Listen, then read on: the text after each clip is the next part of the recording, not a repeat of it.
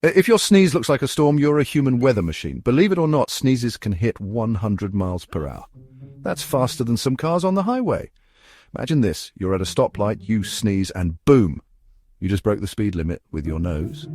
Now, why do sneezes need to be so speedy? Well, they're your body's way of evicting unwanted guests like dust or pollen.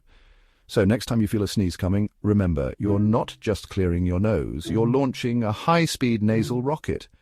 And here's a fun fact. Sneezes can produce up to 40,000 droplets. That's like a sneeze party in the air. So stay curious, stay sneezy, and always cover your mouth. Catch you next time with more mind-blowing facts.